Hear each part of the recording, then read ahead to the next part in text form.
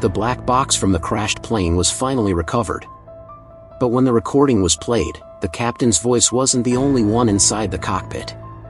There was someone else, someone who was never listed on the passenger manifest. This particular black box was retrieved from a flight that had been heading from Dubai to Paris. Just 2 days earlier, that plane crashed in the Alps. All 300 passengers and 16 crew members were killed. There had been no distress signal, and the cause of the crash remains a mystery. The Aviation Safety Bureau immediately launched an investigation. First, they opened the black box's pressure-resistant shell. Then they removed the high-temperature, shock-proof inner casing. Finally, they reached the core, where the chip storing all the flight data and audio was located. Chief audio analyst Matthew Locke was assigned to decode the audio and find clues. But just as everyone was hoping for answers, Locke suddenly vanished. In an emergency, his assistant Matthew was put in charge. Matthew wasn't just an audio expert, he had a near-obsessive drive to uncover the truth. Using just the cockpit recording, he was able to recreate the entire sequence of the crash. At the start, the captain followed instructions and adjusted the altitude to 38,000 feet. A crew member brought in meals. Everything in the cockpit seemed normal. But as soon as she left, the communication headset was filled with a sharp, static-like noise. Annoyed, the captain removed the headset. Moments later, as the same crew member returned, the plane suddenly began to descend. The control tower's repeated calls were met with silence. All that could be heard in the cockpit were faint cries for help. Even though everything appeared routine on the surface, Matthew sensed something was wrong. He amplified and cleaned the final segment of the audio. With the room completely silent, he finally caught the sound of a faint voice. Matthew immediately reported his discovery. He suspected someone had entered the cockpit, and this person was likely a religious extremist. This pointed to the possibility of a deliberate attack. At the press conference, Matthew shared his analysis. He had detected the dialogue when the crew member requested to enter the cockpit. After the door opened, there was a rush of footsteps, too fast to be hers.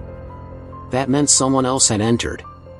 He also recalled hearing a restroom door open just seconds earlier, suggesting that the suspect had been hiding inside, waiting for the right moment. Later, investigators found a passenger on the manifest who had ties to an extremist group. This seemed to confirm Matthew's theory. Just as the aviation agency was about to conclude the case, Matthew received a phone call with a shocking new clue. One of the passengers had left a voicemail for her husband. But the timestamp showed it was recorded at 7:56 a.m. 3 minutes after the plane had already crashed at 7:53. It didn't make sense. Matthew, confused, returned to headquarters. His boss explained that radar timing often has a margin of error, up to 8 minutes, due to signal delays. But Matthew wasn't convinced. In that voicemail, he heard a commotion, a door opening, and even part of an in-flight announcement. But none of those sounds were present in the official black box recording. Even more puzzling, he heard what sounded like the captain issuing an emergency landing order. Such an order is only made when there's mechanical failure. His supervisor listened but only caught the word emergency, not landing. Besides, the official report was already complete, and no one wanted to stir up controversy. Matthew refused to let it go. He drove to the storage site where the wreckage was kept. Using photos passengers had posted on social media, he was able to spot the suspect among them. While listening to the black box again, Matthew replayed the scene in his mind. He believed the suspect tried to reach the front of the plane, but was blocked by the meal cart. When he shared this, his boss dismissed it, saying a food cart couldn't stop a determined attacker. Feeling frustrated and alone, Matthew began thinking about Locke's disappearance. Police were involved, but there were no leads. Then, a colleague who worked late that same night revealed that Locke had been working alone into the early hours. Wondering if Locke had discovered something he wasn't supposed to, Matthew broke into Locke's office. There, he found an email with a strange address, and a note with a password. He drove to the location. No one answered the door, so he jumped the fence and entered. It was a private hideout. Using the password, he accessed Locke's computer, only to find all files deleted. As he was about to leave in disappointment, he noticed a car in the garage. Inside, he found the dashcam's memory card. He played the footage, and saw Locke meeting with a man known to be the head of Pegasus Tech, the company responsible for the plane's onboard systems.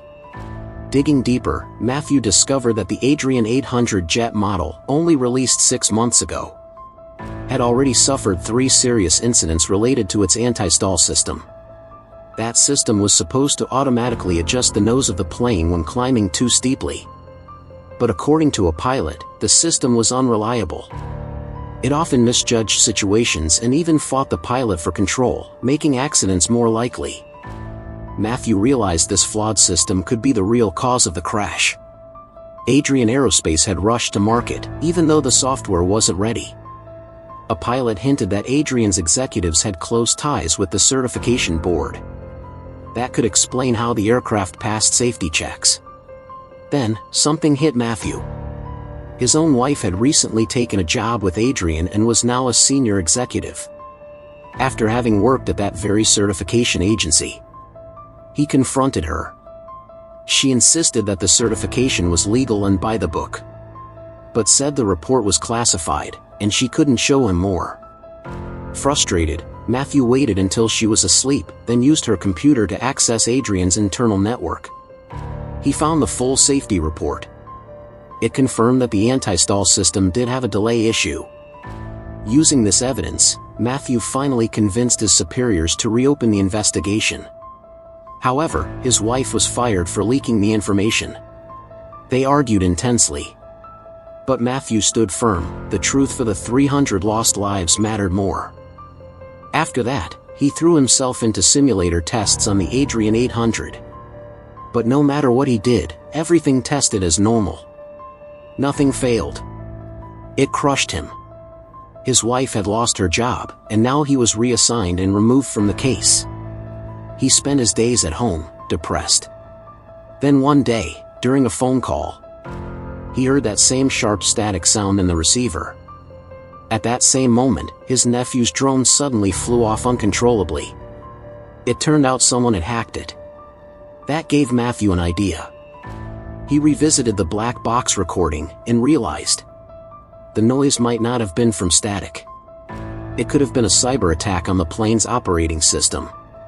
And Pegasus Tech, the same company Locke secretly met, was also in charge of the Adrian jet's cybersecurity. Matthew rushed to confront the Pegasus executive. The man claimed the flight systems and entertainment systems were completely separate, so hacking was impossible. But Matthew had done his homework. He knew both systems used a shared fiber optic link. If a hacker tapped into it, they could access the controls. He accused the executive of making Locke alter the black box audio to frame it as a human attack. The executive kicked him out. But Matthew was convinced. He dug deeper and found that, a year ago, someone had attempted to hack into Pegasus Tech. That hacker, nicknamed Buzzcut, had briefly worked at Pegasus before disappearing. Buzzcut wasn't listed on the passenger manifest. But Matthew scanned social media photos from the doomed flight, and there he was, in the background. Matthew now suspected Buzzcut had returned for revenge against Pegasus. Instead of being supported, he was fired. While packing up his things, he noticed a new audio file on his computer, with a timestamp from the night Locke disappeared. Only Locke had the password to that machine. Matthew analyzed the file. It contained a hidden message, coordinates. They pointed to a small lake near Locke's cabin. He drove there, dove into the lake, and recovered a box from the bottom. Inside was the real black box audio chip. When he played it, everything became clear. Buzzcut had hacked the plane's system, taking control remotely. The captain shut off autopilot and tried to fly manually. But Buzzcut hacked in again, reactivated autopilot, and forced the plane to dive.